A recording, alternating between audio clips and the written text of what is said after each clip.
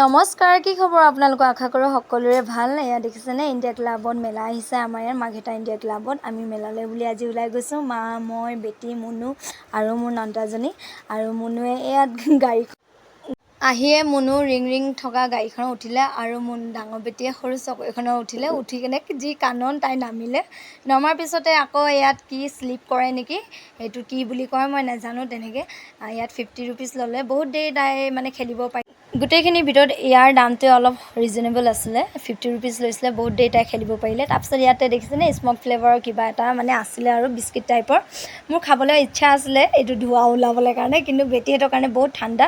আৰু মই আহিছিলোঁ ৰিঙত উঠিবলৈ কাৰণে। এয়া দেখিছিলে ভণ্টি আৰু মই।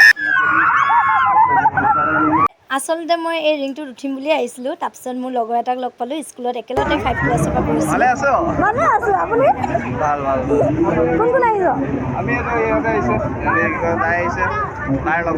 তাই মানে নিজলৈ বুলি এয়াৰিংছ কেইযোৰমান। তাৰপিছত বেটীহঁতে হেয়াৰবেল ল'লে আৰু জেলেপি দেখি ৰ'ব নোৱাৰিলোঁ, জেলেপি লৈ ল'লোঁ। আৰু মাহঁতে আইচক্ৰীম খালে আৰু কিবাকিবি খালে, কিন্তু মই এইবিলাক ভাল নাপাওঁ। মই ফাষ্টফুড লাভাৰ, তো মই বাৰ্গাৰ খাই ল'লোঁ। খাই মেলি ঘৰলৈ বুলি ৰিটাৰ্ণ হ'লোঁ। আজি ভিডিঅ'টো ইমানে আছিল। যদি ভাল পায় লাইক কৰিব, কমেণ্টত জনাব কেনেকুৱা হৈছে। টাটা।